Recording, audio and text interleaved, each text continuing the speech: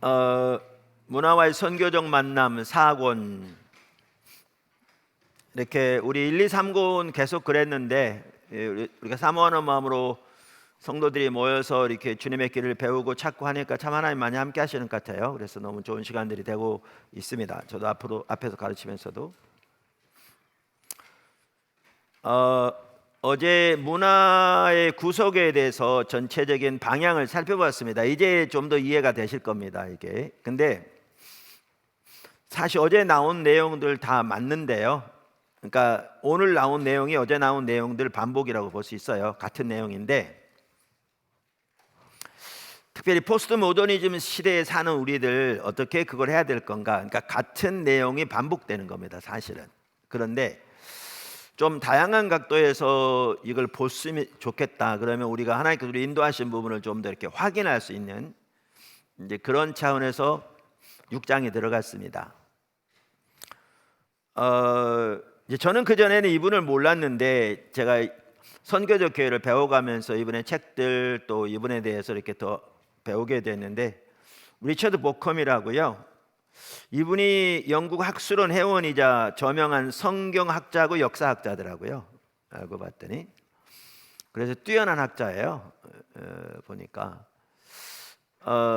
그리고 그분이 쓴 성경과 선교 이 책은 그렇게 두껍지 않아요. 근데 어제도 나눈 것처럼 저 책인데 그리고 선교적 교회라고 하는 책 미국에서 선교적 교회 운동을 하는 선교학자들 중심으로 이렇게 쓴 책입니다. 그러니까 프린스턴의 성교학 교수인 요즘 이름이 갑자기 생각이 안 나서 그분을 위시해서 그런데 거기에도 이분이 기고했을 뿐만 아니라 다른 분들도 이분의 책을 이렇게 인용하기도 해요. 그래서 아주 뛰어난 분인데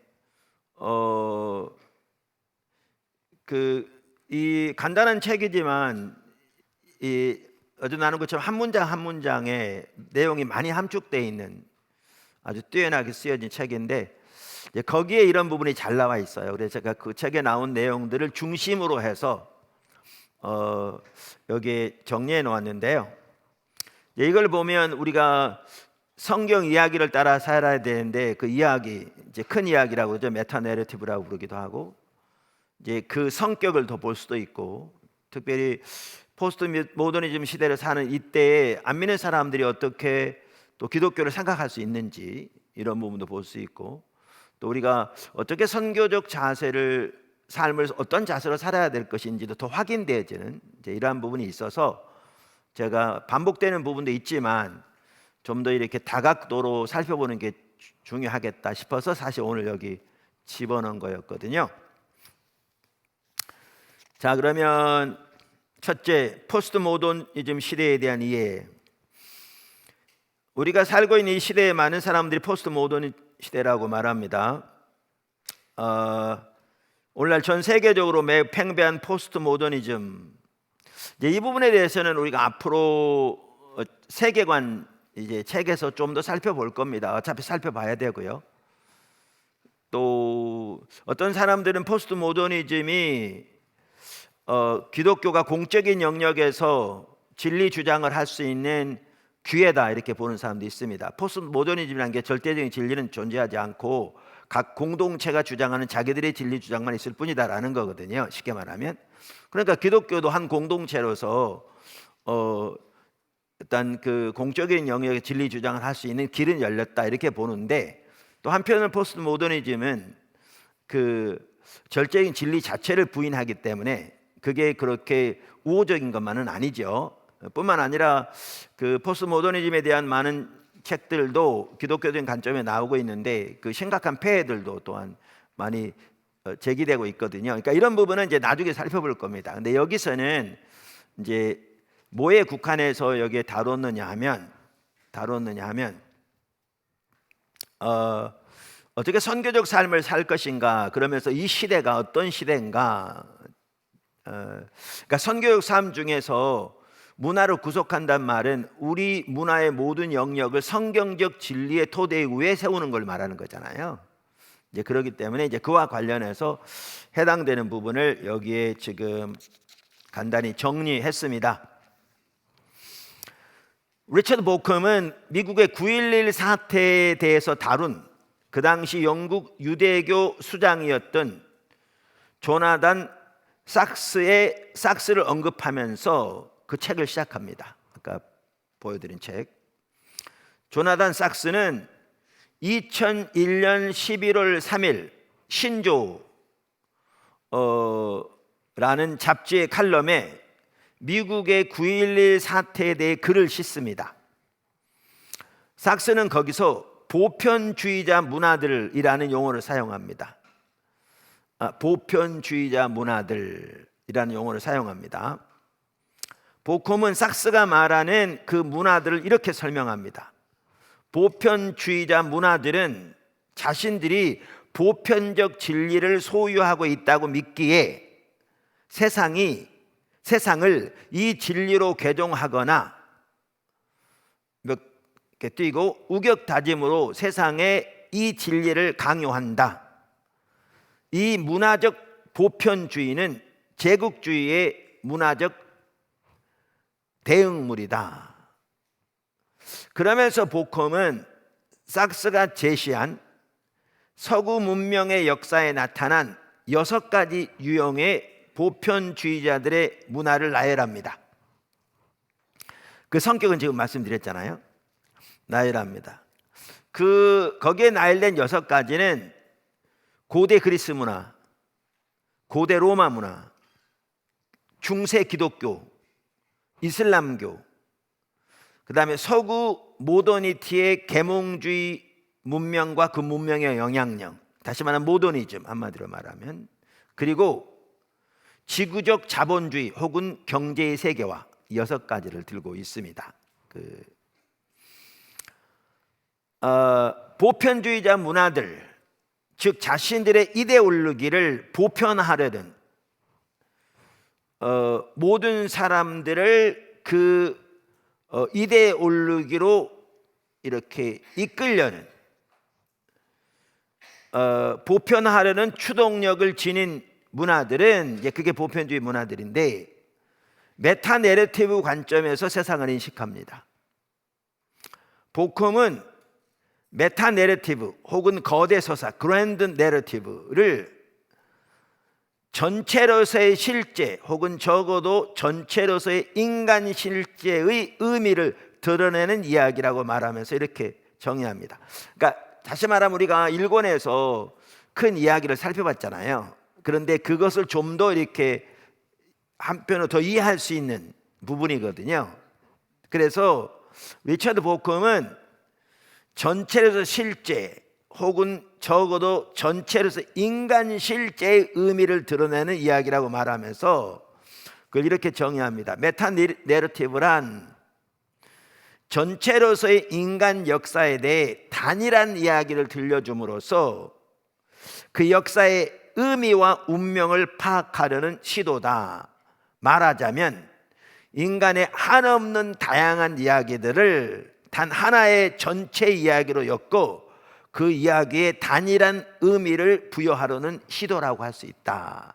아주 잘 정리했어요. 그러니까 여러분들이 이게 뭘 의미하는지는 이제 책을 보면 소화하면 더 쉬울 것 같고요. 그러니까 다시 한번 읽으면 메타 내러티브란 전체로서의 인간 역사에 대해 단일한 이야기를 들려줌으로써 그 역사의 의미와 운명을 파악하려는 시도다. 말하자면 인간의 한없이 다양한 이야기들을 단 하나의 전체 이야기로 엮고 그 이야기들의, 그러니까 다양한 이야기들의 단일한 의미를 부여하려는 시도라고 할 수 있다. 그러니까 이렇게 표현했는데요. 이거를 고대 로마 문화의 이야기를 예를 들면 이게 쉽게 이해가 돼요. 고대 로마 문화 이야기, 로마 이야기를. 이거는 우리가 초대교회가 전했던 복음 살펴볼 때도 살펴봤기 때문에 잘 어느 정도 이해하고 계실 줄 믿습니다. 리처드 보컴은 그 고대 로마 이야기에 대해서 이렇게 잘 표현합니다.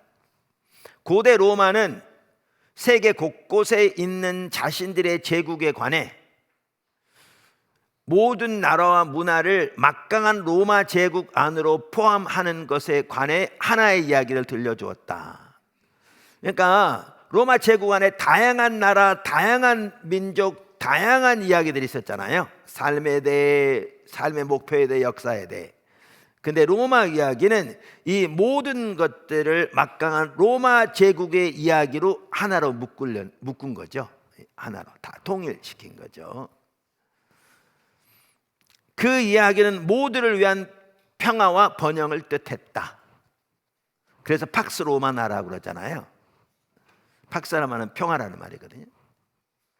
물론 그 이야기는 모두에게 이롭다는 명분을 내세워 자기의 이익만을 도모하는 로마의 권력을 정당화하는 이데올로기였다. 로마는 자신만의 이익을 위해 정복한 나라들에게 그들 또한 이익을 얻게 될 것이라고 확신시켰다. 나아가 로마 제국은 정당성을 얻기 위해 로마의 국가 신들에게 호소하였다. 로마 제국의 정치적 신하들은 일종의 정치적 이데올로기였다. 우리는 여기서 종종 제국과 억압을 정당화하는 데 확실히 기여하는 메타 내러티브의 위험한 모호성을 목격한다. 제국과 억압을 정당하는 데 이 메타 내러티브가 기여하는 거죠. 로마 이야기에 볼 수 있는 것처럼 이러한 메타 내러티브의 모호한 위험한 모호성을 목격한다 그 말입니다. 메타 내러티브들이 언제나 그런지 고찰하는 일은 앞으로의 과제다. 이제 제가 앞으로 이제 그런 거 살펴보겠다 그 얘기고요.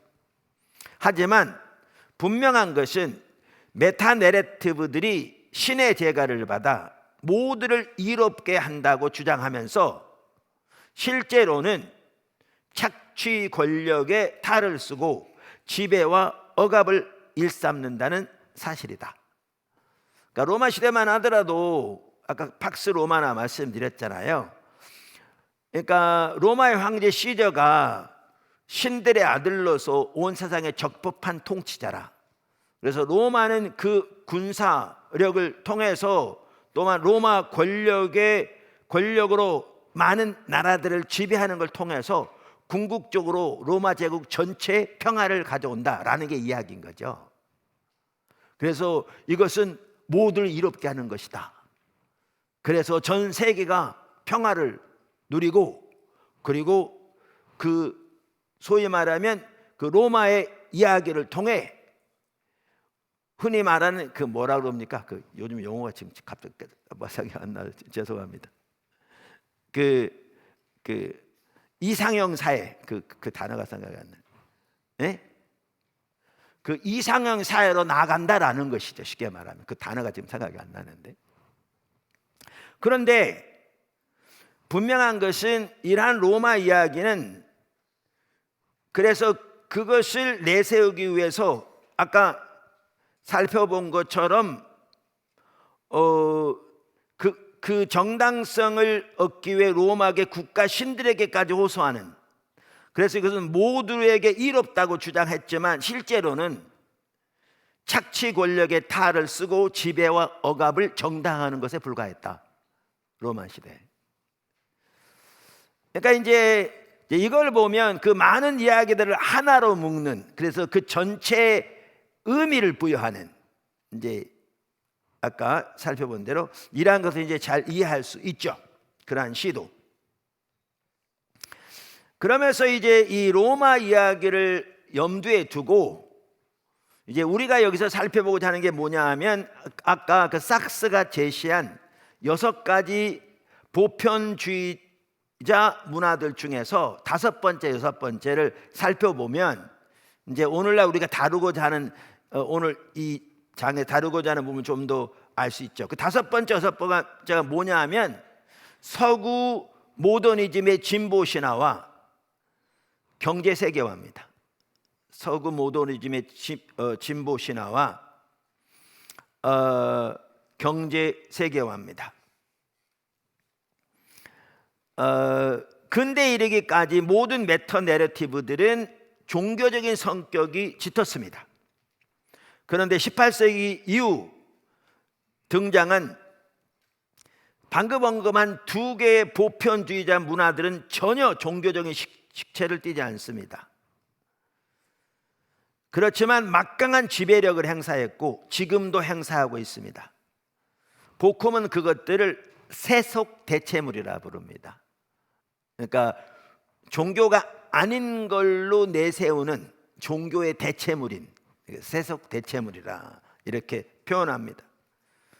사실 그것들은 종교적인 색채를 띠진 않지만 우리가 이미 살펴본 대로 그 자체가 종교입니다.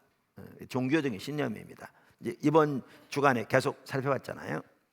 그러면서 리처드 보콤은 이렇게 얘기합니다. 18세기 이후 등장한 두 개의 중요한 세속 대체물은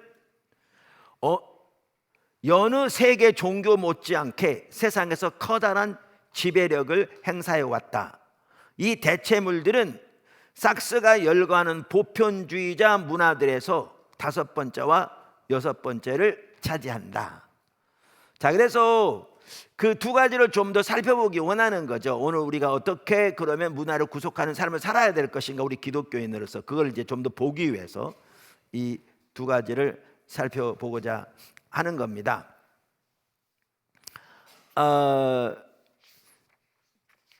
너무나 당연히 잘 아시겠지만 기독교는 이 보편주의자 문화들에 포함되는 거거든요. 그래서 거기 보면 중세 기독교도 들어 있잖아요.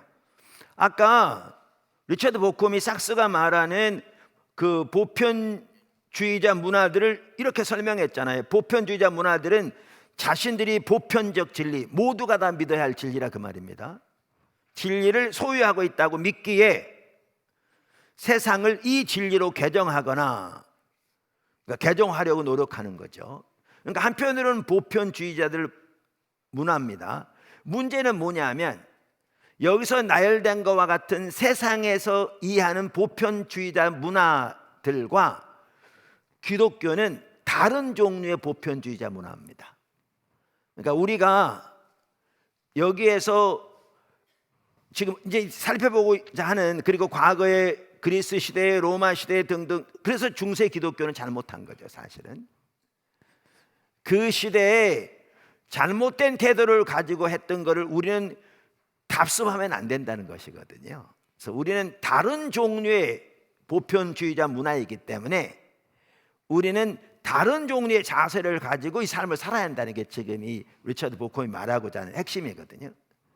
자, 그래서 이걸 좀 더 이해하기 위해서 여기 아까 삭스가 말하는 6개 보편주의자 문화들 중에 이제 최근에 우리에게 해당되는 마지막 두 가지를 좀 살펴보자. 지금 그 얘기입니다. 첫째가 서구 모더니즘입니다. 혹은 계몽주의, 특별히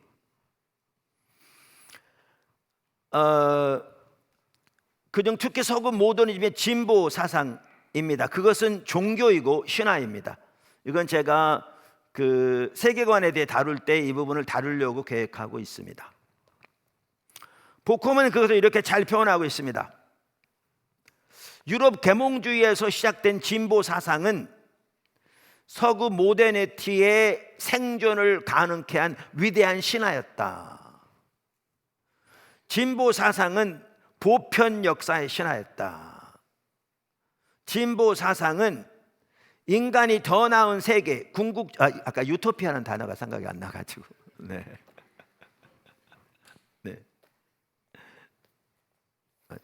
진보 사상은 인간이 더 나은 세계, 궁극적으로 유토피아적인 미래를 향해 전진하고 있다고 역설했다. 서구 세속 모더니티의 이성론자들이 내세우는 가치는 보편적 가치로 간주되었다. 그러니까 이 모더니즘 핵심이 뭐냐면 과학적 이성주의잖아요. 그러니까 과학적 이성이 모든 진리를 판단하는 기준이라는 거잖아요.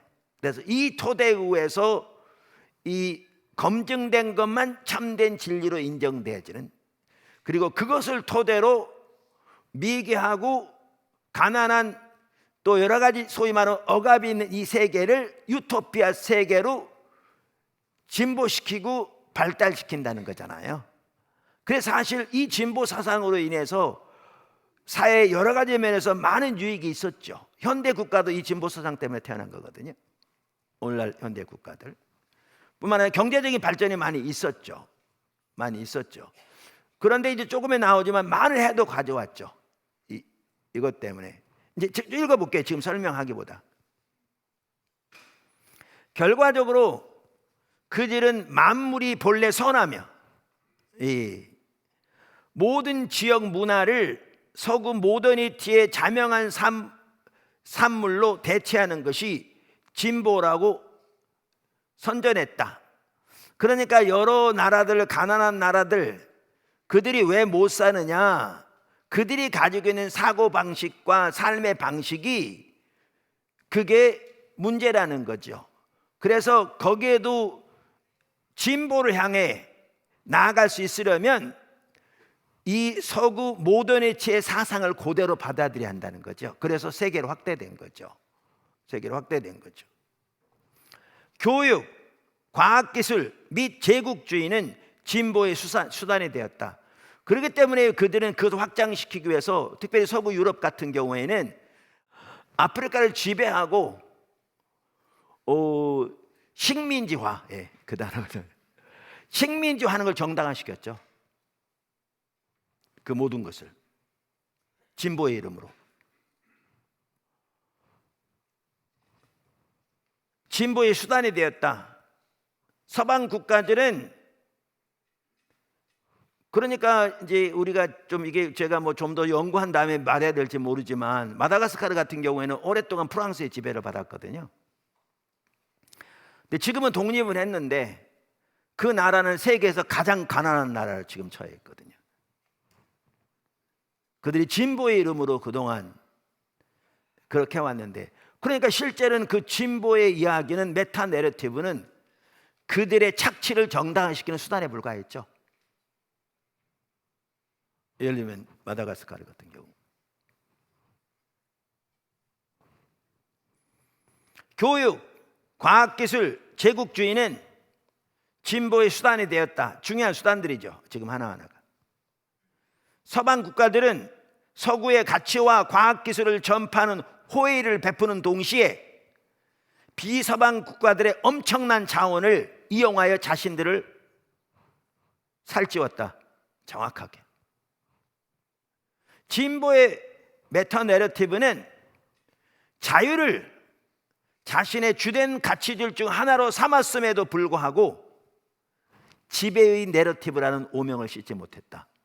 결국 자기들의 지배를 정당화시키기 위한 수단이었다. 아주 잘 표현하고 있죠. 이 계몽주의 진보 사상의 변종 중에 하나가 마르크스주의입니다. 마르크스주의. 그래서 독일의 베를린 장벽이 무너지면서 그리고 구소련이 해체되면서 이 공산주의는 무너지고 더 이상 존재하지 않을 거라고 생각했는데 신마르크스주의, 마르크스의 후예들은 지금 전 세계적으로 엄청나게 활동하고 있고요. 어느 누가 말하는 대로 가장 많이 활동하는 것이 미국의 대학입니다. 미국의 대학의 수많은 교수들이 신마르크스주의자들입니다. 그 사상은 그대로 이어받고 있는 거죠. 오늘날. 그래서 계몽주의 진보 사상의 하나의 변종은 마르크스주의인데, 사실 그래서 이 부분도 좀 살펴볼 필요가 있습니다. 제가 아까 말한 살펴볼 부분이 많아서 특별히 우리 신앙인들이 이런 부분을 좀 알 필요가 있어서 이 세계관에서 다루었으면 하는데, 이제 이렇게 되면 너무 많이 막 되니까 제가 어떻게 해야 할지는 잘 모르겠는데, 이 부분들은 성도들은 최소한 기본적인 이해라도 가지고 있을 필요가 있습니다. 그것 또한 오랫동안 꽤 막강한 힘을 발휘해온 메타 내러티브였다. 그러니까 마르크스주의가 뭡니까? 물질적인 평등을 이루어서 이 땅에서 유토피아를 건설한다는 거잖아요. 진보 사상. 근데 그걸 내세워서 사유재산을 다 철폐하고 모두가 다 그 재산을 공유하는 세계를 만들겠다고 했는데 결과는 뭐였냐고요? 어마어마한 독재 정치, 전제 정치, 그리고 권력 잡은 자들의 그 압제와 압박과 통치와 그들의 유익을 위한 수단으로 메타 내러티브가 사용된 거죠. 우리 너무나 잘 알죠. 북한만 보더라도 지금. 북한만 보더라도. 이제 제가 이런 얘기를 말하는 게 뭐냐 하면, 이게 아까 말한 대로 그 보편주의자 문화들의 특징들이라는 거예요. 이게 지금 로마 시대부터 시작해서. 제가 그 중에 하나 지금 소금 모더니즘의 그 메타 내러티브를 살펴보고 있잖아요. 특별히 진보 사상, 신화인. 매우 그럴듯한 자유와 평등과 부우, 안정을 내세우지만, 그러니까 엄청난 억압과 착취의 수단으로 사용되어진 이러한 부분들 이렇게 내세우는. 자, 이제 이란 게 그게 하나고요. 또 다른 하나는 경제 세계화죠. 경제 세계. 이게 이제 소비주의하고도 연결됩니다. 일부 사람들이 신자본주의라고 그러는데, 경제 세계화에 대해서도 보컴이 아주 간단하지만 잘 설명하고 있더라고요.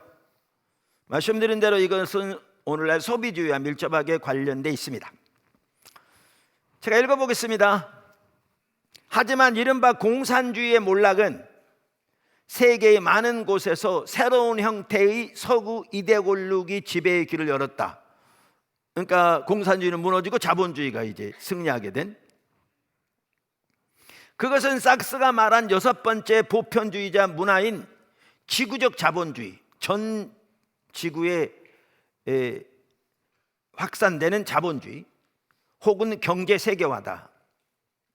일반적인 현상으로 세계화는 세계가 급속도로 하나가 되어 그 안에서 부분들이 거의 지역과 거의 상관없이 상호작용하고 서로 연결되는 방식을 말한다. 여러분 이거 아세요? 지금 나라들마다 언어가 다르고요, 경제 수준이 다르고요, 지식이 다르고요, 정치 체제가 다른데 경제적인 용어는 전 세계에서 다 통하는 거 아세요? 동일하게.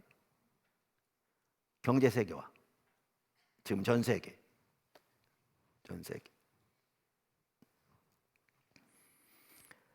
그렇게 연결되는 거죠. 지금 말하는 대로 여기는 지역과 거의 상관없이 그 부분들이 하나가 돼요. 서로 연결되는 방식. 현대의 미디어와 새로운 정보 기술이 이것과 깊이 연관이 있다. 그러나 보다 구체적으로 우리가 여기서 다루고 있는 현상은 경제적 세계화 또는 지구적 자본주의의 지배다. 그 메타 내러티브. 이것은 의심할 나위 없이 서구가 주도하는 과정으로서 그 안에서 구속받지 않는 자유시장 자본주의가 자명한 선이라는 보편적인 이데올로기가 의도적으로 경제적 힘을 가진 자들의 경제적 이익에 기여한다. 그러니까 이 사상에서는 자유시장 자본주의가 자명한 선이라는 그 이데올로기를 가지고 있는데, 이것은 어떤 구속도 받지 않아야 된다는 것이고요. 그런데 이것은 실제로는 경제적인 힘을 가진 자들의 경제적인 이득을 위해서 아까도 말한 대로 나눠지는 메타 내러티브다 그 말이죠. 근데 제가 공산주의 사상을 지금 말하고 있는 건 아닙니다. 어떤 사람은 그렇게 저를 갖다가 뭐 할 수 있는데, 이건 그리고 제 말이 아니라 지금 리처드 보컴 얘기입니다. 세계화는 새로운 제국주의다. 정치적 제국주의라기보다는 순전히 경제적 제국주의다. 세계화는 오래된 진보 사상을 물려받았다. 그러나 그것은 진보, 그것과 더불어 모든 재화가 따라올 것이라고 간주하는 경제적 성장으로 축소시킨다. 경제적 세계화는 모더니즘의 진보 사상을 물려받은 건데 그 진보를 경제적 성장으로 이렇게 축소시키는 것이다라는 거죠. 세계화의 성공 여부는 지구적 자본주의라는 다른 이야기의 설득력에 크게 달려 있는데, 세계화는 지구적 자본주의에 피할 수 없는 성공과 그것이 홍보하는 문화의 보편화에 대해 말한다. 바로 이것이 삭스에 의하면 오늘날 한때 그랬듯이 마르크스주의 메타 내러티브와 충돌하지 않고 오늘날은, 그러니까 과거에는 이 자본주의가, 지구적 자본주의가 마르크스주의와 이렇게 서로 대결했잖아요. 구소론과. 근데 이게 무너졌는데 지금 중국만 하더라도 사상은 다른데 자본주의는 적극적으로 받아들이고 있잖아요. 적극적으로. 그러니까 경제에 대해서는 중국에 똑같이 통합니다. 이러한 부분들. 그런데 오늘날은 특별히 지구적 자본주의가 뭐와 충돌하고 있느냐 하면, 삭스의 이야기는 이슬람의 메타 내러티브와 지금 충돌하고 있다는 거죠. 그 결과가 9.11 사태였다, 그 얘기입니다. 삭스 얘기로는. 그 결과가 그 둘 다 세계 지배를 꿈꾼다. 그러니까 여기에 보면 세상의 메타 내러티브들은 자기들의 목적을 위해서 그럴듯한 자유라든지 평화라든지 번영이라는 걸 내세우지만 결국 자기들의 지배를 정당하기 위한 수단이다. 보편주의자 문화들. 그리고 그 많은 나름대로 유익도 있지만 그 많은 해를 가져온. 왜 이걸 다루냐 하면, 그러면 우리 기독교는 어떻게 보면 보편주의자 문화긴 한데 성격이 다른 보편주의자 문화다.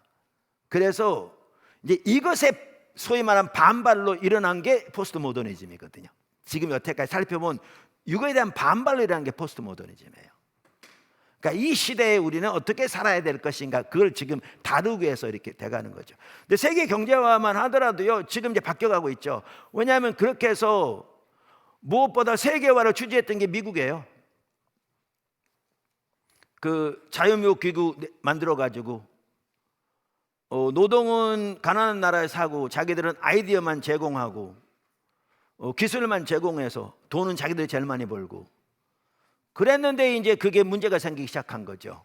이제 그러면서 이제 미국이 앞장서, 특별히 트럼프 앞장서서, 우리 보기에는, 제가 보기에는 트럼프 어떻게 저럴 수 있나 인간이, 막 그런 생각도 드는데, 그 나라 사람은 충실하게 그 나라를 위해서 일하고 있는 거죠. 그 나라 사람은 그 나라를 위해서. 그래서 사실은 이제 일부 사람도 얘기합니다만, 이제 저 같은 경우에도 뭐 저는 완전한 아마추어입니다. 그러니까 뭐 제 얘기는 그냥 이런 부분에 참조만 하십시오. 저는 뭐 제가 성경적인 진리를 말하고 있는 게 아니기 때문에.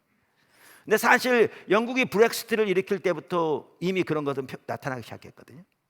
브렉시트 일으켰고 트럼프 일어났고, 트럼프 처음에 대통령 나올 때요, 아무도 기자들이 그 회견을 가지 않았습니다. 말 같은 소리 해야지.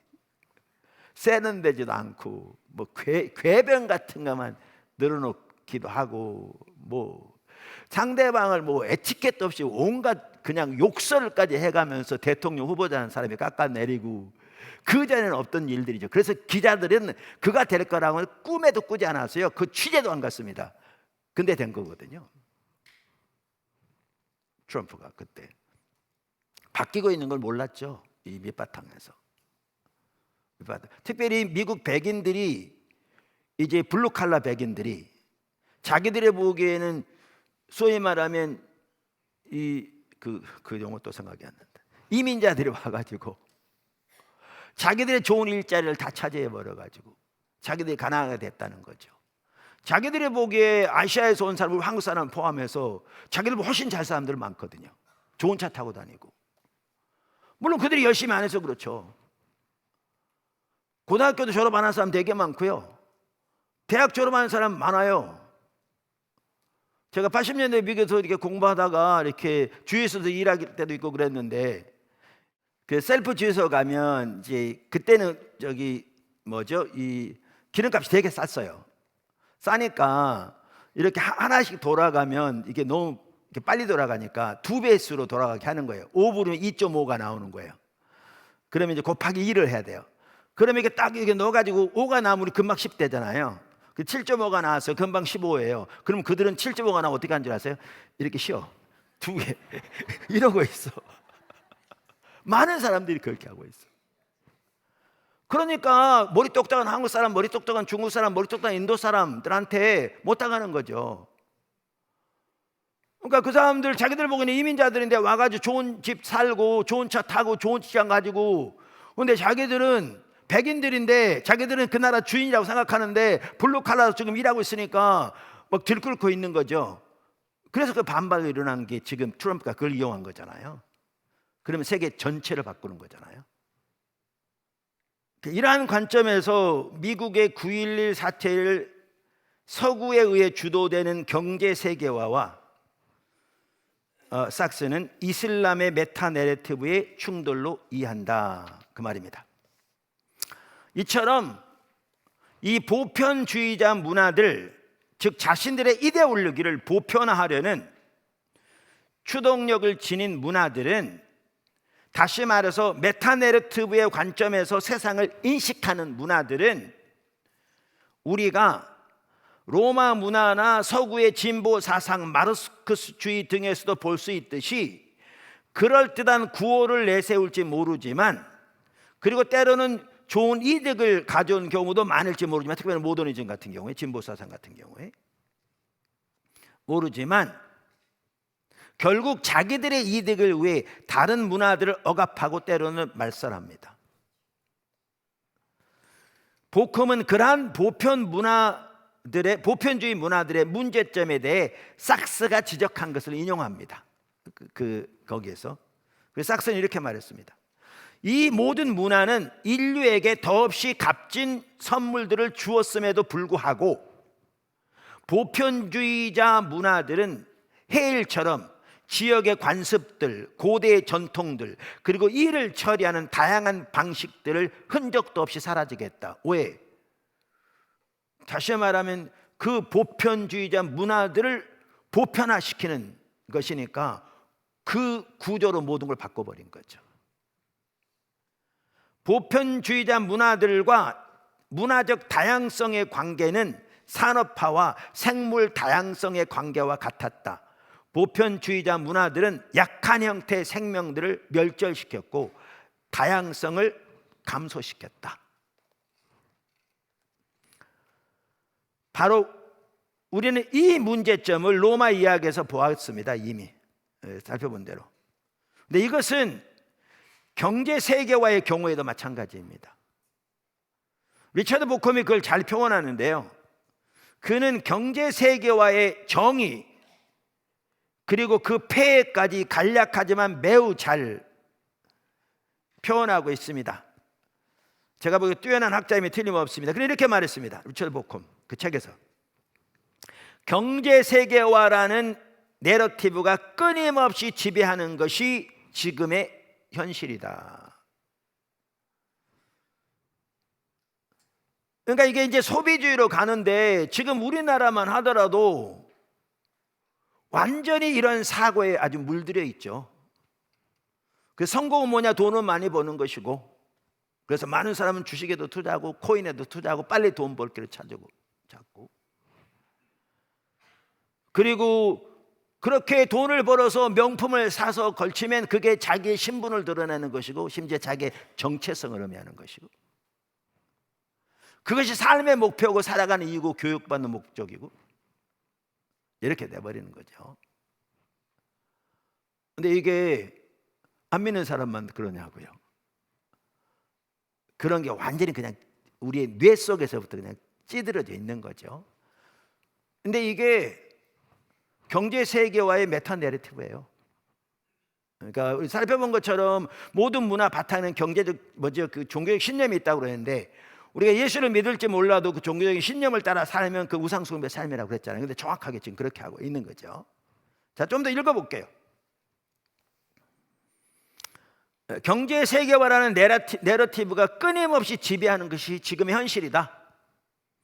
경제 세계화란 자유시장 경제와 이에 수반되는 문화, 소비자 중심의 개인주의, 미국과 여러 유럽 국가들의 기반을 둔 다국적 기업들이 지배하는 모든 것이 전 세계로 확산되는 것을 말한다.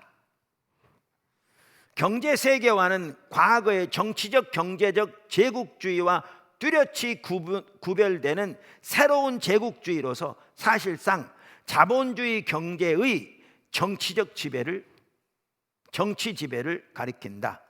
하나의 이데올로기인 세계화는 캐캐묵은 진보 사상에서 생겨났지만 진보를 다른 모든 재화와 이에 편승하는 것으로 생각되는 경제 성장으로 축소시킨다는 점에서 그 진보 사상과는 다르다. 그러니까 과거의 진보는 삶의 모든 영역, 사회 전반에 대해서 연관됐는데 경제 세계화는 그 진보 사상을 이어받되 그것이 경제적인 성장에 초점을 맞추는 모든 것을 그것을 축소시키는 그런 의미에 다르다 그 말입니다. 경제 세계화를 메타 내러티브로 불러도 전혀 손색이 없다. 왜냐하면 경제 세계화는 하나의 세계관, 즉 인간 선. 그러니까 선이 뭐냐? 미국의 소비자 중심주의자들이 꿈꾸는 부와 매력, 이걸 선으로 보는 거죠. 그 메타 내러티브 속에는 그게 선한 거예요. 그러니까 그것을 위해서 온갖 노력을 다 하는 거죠. 인간 선에 대한 관념을 필요로 하고 구속받지 않는 자본주의의 보편적 지배가 저항의 대상이 되지 않고 자비를 베푸는 이야기를 들려주기 때문이다. 경제 세계화는 억압을 정당한 수단인 메타 내러티브에 대한 포스트 모더니즘 비판에 또한 취약하다. 이 말이 무슨 말이냐면요, 포스트 모더니즘이 들고 일어난 게 이란 계몽주의의 보편주의적 문화 자세 때문에 들고 일어난 겁니다. 이게 억압적이다. 이게 수많은 문화들을 말살시킨 아까 한 것처럼 경제 세계화를 포함해서.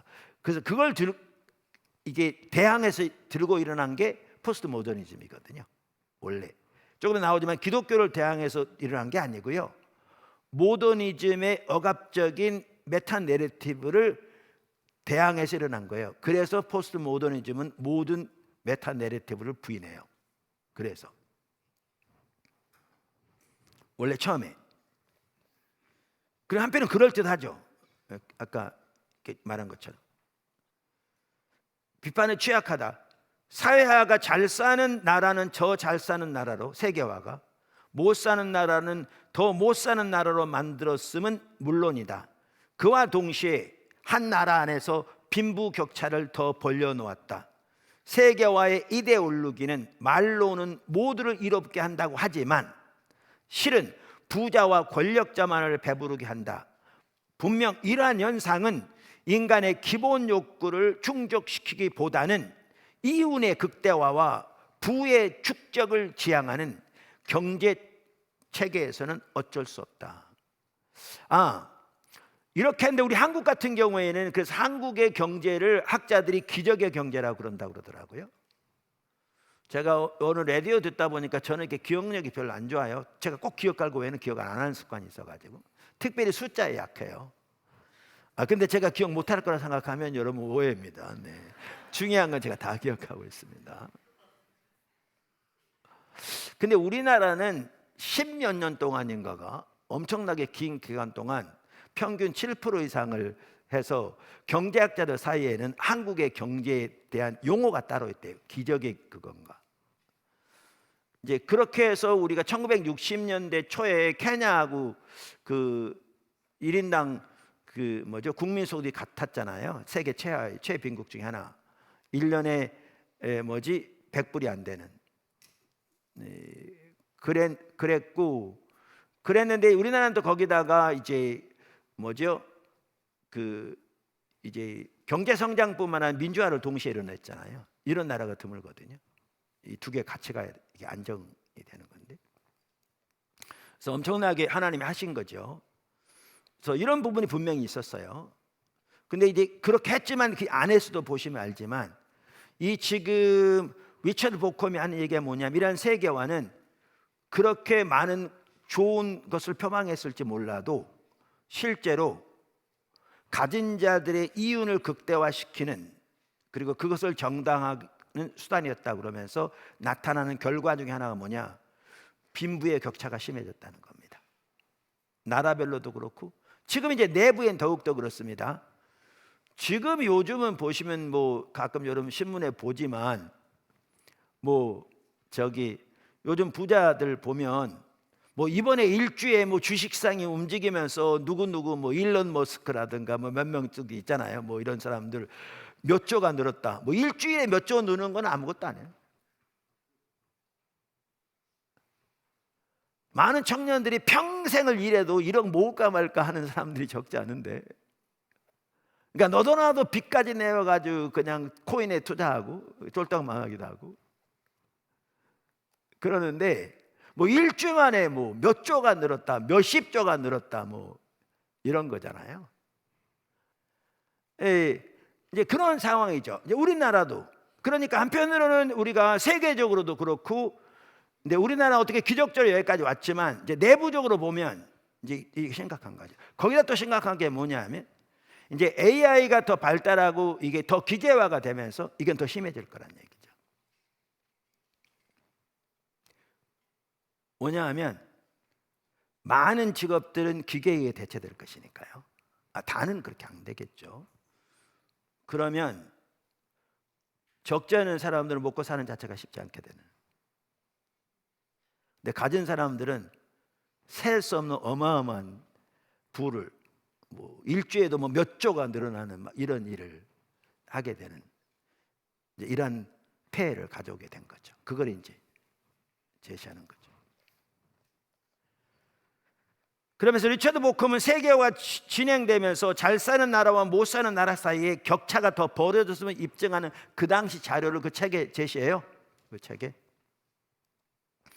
그래서 1960년 가장 잘 사는 20%가 여기 표 보시면 70.2%였는데 가장 못 사는 20%, 그러니까 소득 현황이 70.2라면 2.3. 그러니까 그 비율 차이가 30대 1이었대요. 근데 쭉 나오면 1997년은 가장 잘 사는 20개 나라의 그거를 뭐 보면 90.0이면 가장 못 사는 20개 나라 20% 나라의 그 뭐죠? 소득 현황이 1.0.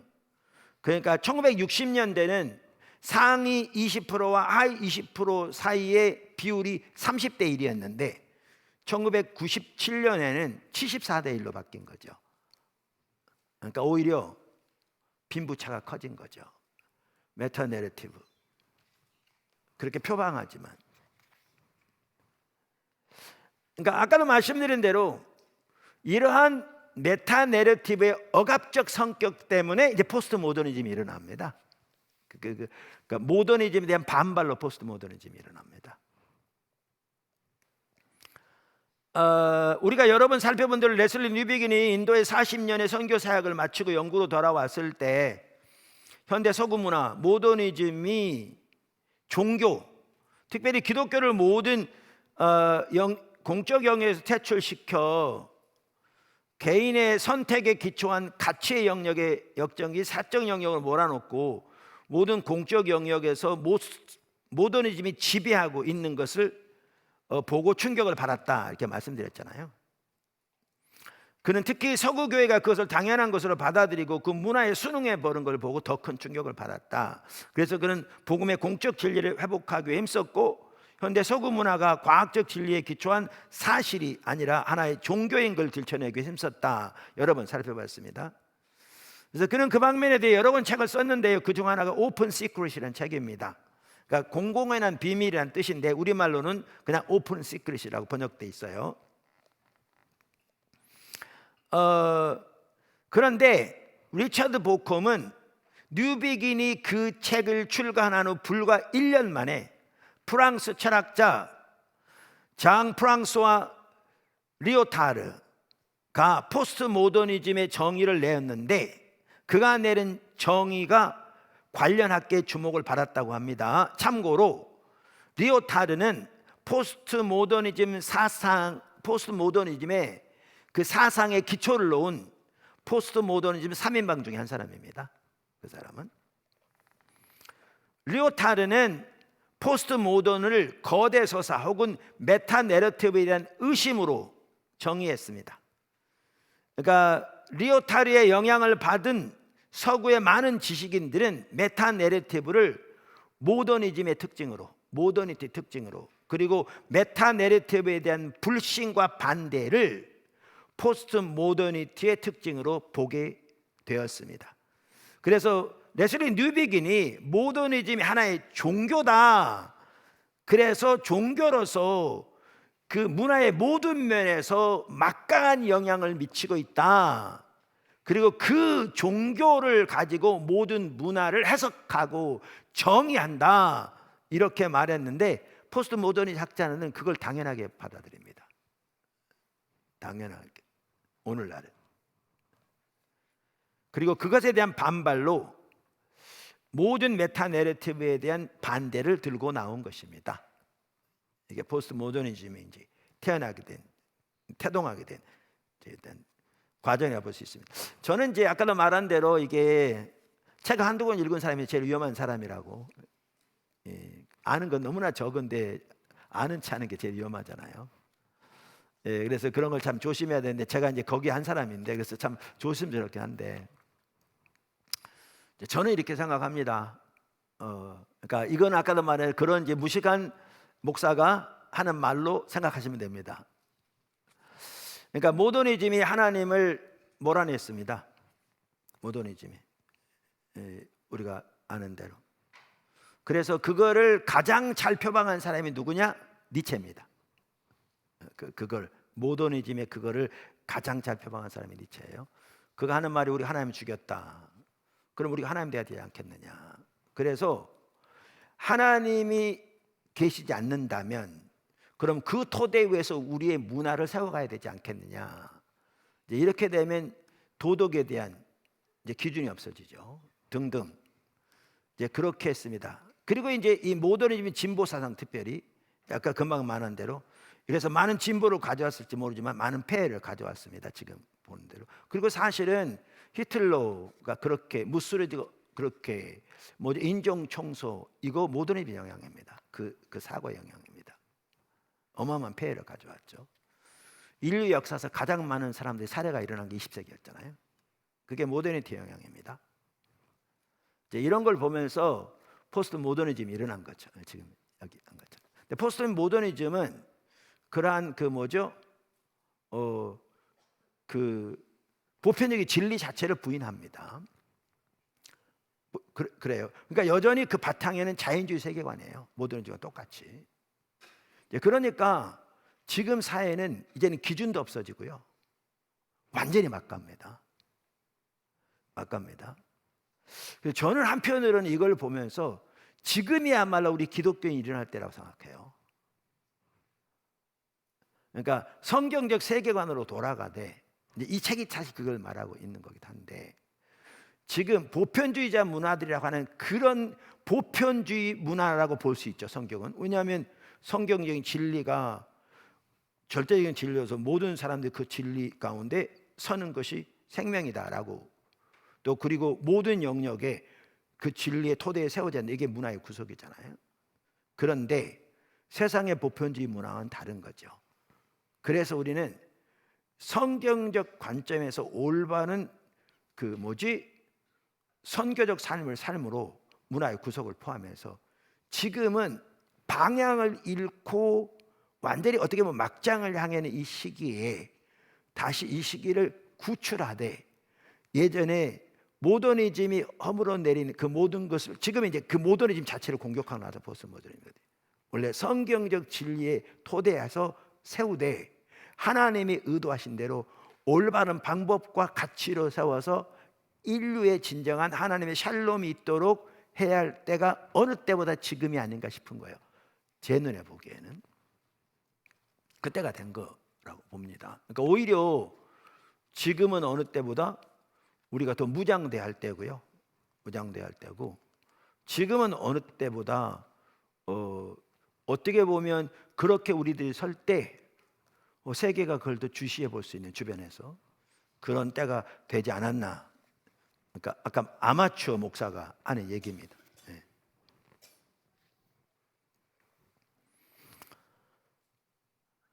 포스트 모더니즘은 모든 메타 내러티브를 반대하는데, 보편적인 진리를 반대하는데 그것이 억압적으로 보기 때문에 그렇습니다. 아까 억압적이란 말은 로마 문화에서 보았고요, 중세 기독교 문화에서 보았고, 사실 중세 기독교 문화는 진정한 성경적 세계관을 토대한 건 아닌 거 다 아시죠? 아니었던 거는 나름대로 공적 영역에 귀한 영향을 미치는 건 분명히 있었지만, 그러니까 그것은 많은 폐해가 있었잖아요. 사람들이 자유를 억압하기도 하고 창의성을 억압하기도 하고 십자군 전쟁도 뭐 등등등 뭐 여러 가지. 그래서 포스트 모더니즘은 모든 메타 내러티브를 반대하는데 그것이 억압적이라고 보기 때문입니다. 리차드 보컴은 포스트 모더니즘의 핵심을 이렇게 표현합니다. 리오타르를 비롯한 여러 학자들은 포스트 모더니즘을 모든 메타 내러티브에 대한 거부로 정의한다. 왜냐하면 자신의 고유한 가치나 문화를 보편화하려는 시도인 메타 내러티브는 권위적이거나 억압적일 수밖에 없기 때문이다. 포스트 모더니즘은 메타 내러티브를 힘과 지배를 꿈꾸는 프로젝트로 폭로한다. 포스트 모더니즘은 보편주의를 지향하는 자세를 거부하고, 그러니까 이제 뭐만 있습니까? 특수성, 다양성, 지역주의, 상대주의를 택한다. 그러니까 거기는 뭐냐면 개인도 공동체로 용해되어 버립니다. 그래서 거기는 뭐만 있느냐? 각자 자기들의 사상과 사조와 가치를 가진 공동체만 존재합니다. 그러니까 페미니즘, 뭐 미국 흑인 사회, 예를 들면 멕시칸 사회, 미국만 하더라도 이렇게 혹은 동성애자들, 특수성, 다양성, 지역주의, 상대주의. 그러면 그 각 집단이 믿는 진리가 그 집단에게 진리라는 겁니다. 그리고 모든 각 집단은 각자 자기의 고유의 진리를 믿기 때문에 그게 그들에겐 진리라는 겁니다. 그러니까 서로 상대방의 진리를 강요하지 말아야 한다는 겁니다. 서로 존중하자는 거죠. 근데 이제 문제는 그게 하나님의 관점에서 옳으냐는 겁니다. 그래서 어제 지나가면서 약간 얘기했듯이, 어젠가 그젠가 어떤 그 문화에서는 과거에 사실 그 로마 시대 오이코스의 그 가장이 그랬듯이, 문화에서는 자녀가 전통적으로 내려오는 가문의 명예를 더럽혔다. 그게 이제 그 전통에서 보는 가문의 명예를 더럽힌 거죠. 원래 우리들의 관점에서 보면 전혀 그렇지 않은데, 그렇다고 그냥 사람을 죽이는 걸 당연하게 여기거든요. 그럼 그 문화라고 해서 그 옳다고 볼 수 있겠냐 그 말이죠.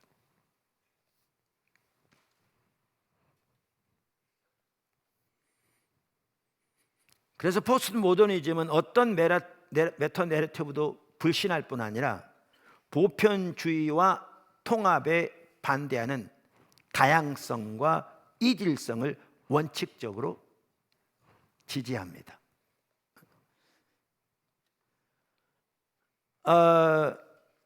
말씀드린 대로 모든 메타 내러티브를 부정하는 포스트 모더니즘의 주장을 우리는 받아들일 수 없습니다. 왜냐하면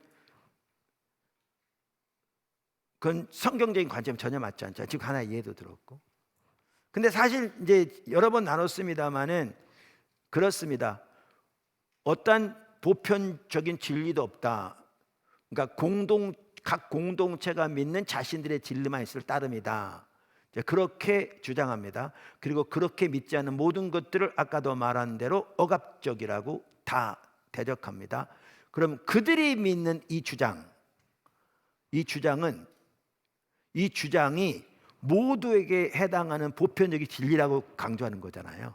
그러니까 다른 모든 단체도 이렇게 믿어야 된다는 거잖아요.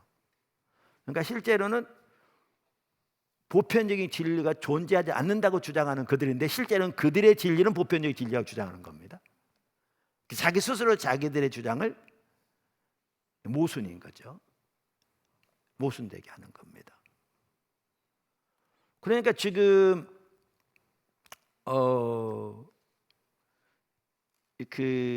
어느 책에 그게 잘 나와 있던가 기억이 안 나는데, 예를 들면 미국의 캠퍼스에서 그러면 동성애에 대해서 반대한 어떤 그 뭐죠? 세미나가 열렸다. 그러면 그 자체를 용납하지 않습니다. 자, 그러면 아까 말한 대로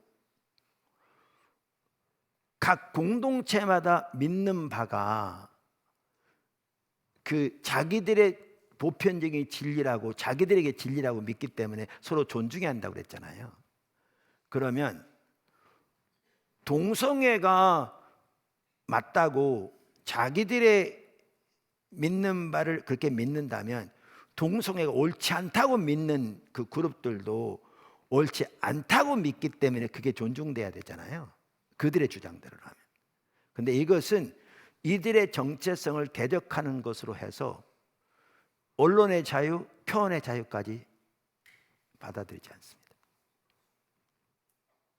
그러니까 포스트 모더니즘도 어떤 메타 내러티브 못지않은 메타 내러티브고요, 억압적입니다, 실제로. 그리고 그게 지금 미국의 현실입니다. 그래서 언론의 자유, 표현의 자유도 엄청나게 구속됩니다. 그러니까 우리나라만 하더라도 이게 이제 뭐 정치가 올바름이라는, 그래서 이번에 나눈 대로 동성 부부가 살다가 그 한 명이 다른 사람을 죽였어요, 몇 년 전에. 근데 신문에 그게 동성 부부 사이에, 그러니까 물론 법적으로 인정되지 않고 우리나라는, 근데 둘이 사는 사람 사이에 범죄했다는 것이 신문에 나오지 않았어요. 언론에 나오지 않았어요. 제가 나눈 것처럼 KBS 한 번인가 얘기하고 그냥 들어갔고요, CBS인가 기독교 방송이니까 나온 적이 있고 들어갔어요. 왜? 그걸 못하게 합니다. 우리나라 언론에서 못하게 하고요. 왜? 지금 그 사상 때문에. 근데 이걸 보면 이 포용성을 내세워서 억압적인 거죠. 자기들의 그 주장에 맞지 않은 모든 것은 역시 억압하는 거죠. 심지어 표현의 자유까지, 언론의 자유까지 억압하는 거죠. 그러니까 동일한 메타 내러티브죠.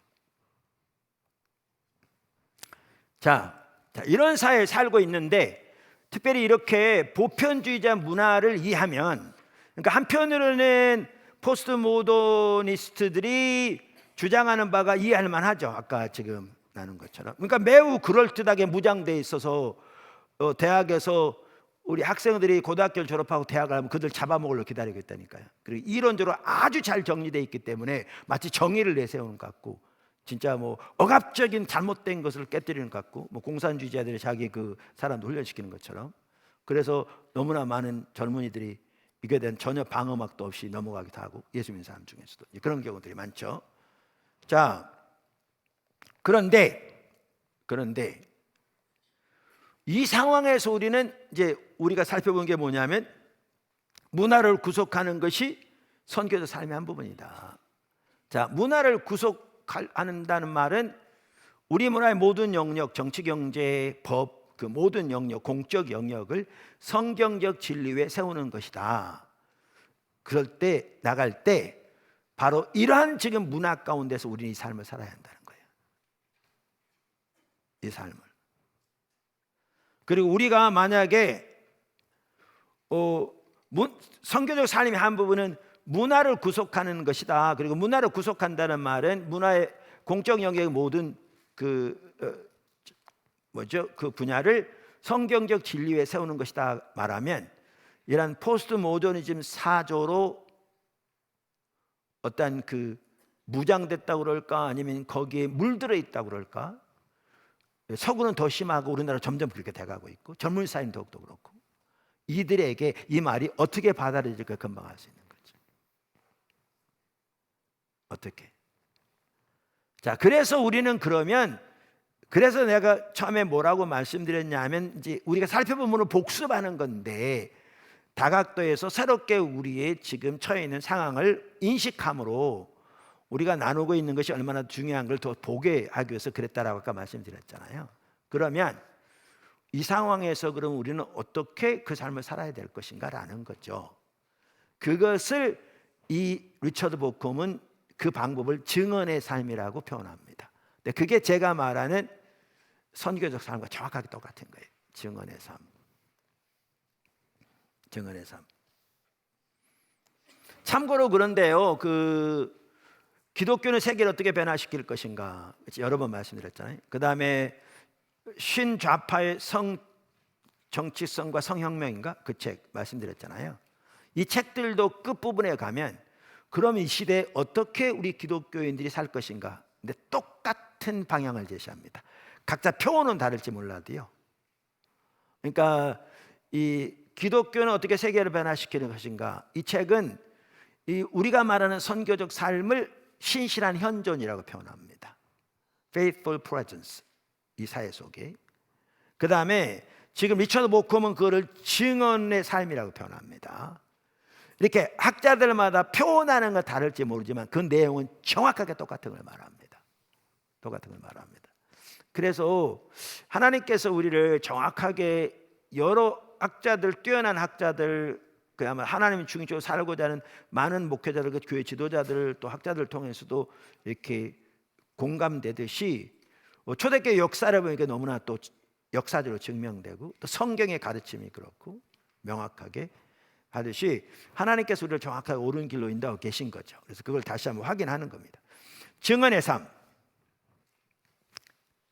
포스트 모더니즘이 메타 내러티브에 대한 반기를 들고 일어날 때 기독교를 우선적으로 염두에 둔 것은 아니었습니다.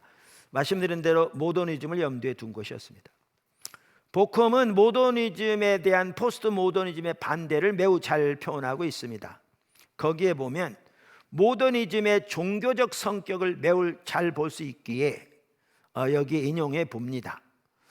말씀드린 대로 레슬리 뉴비기는 그걸 들춰내려고 노력했는데,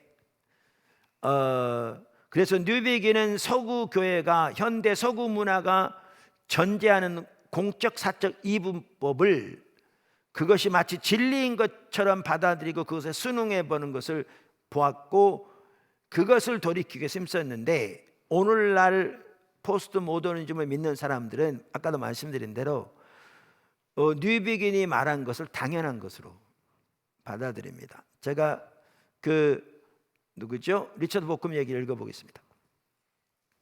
리오타르가 거대 서사들을 거부했다고 해서 그가 기독교 이야기를 생각하고 있었던 것은 아니었다.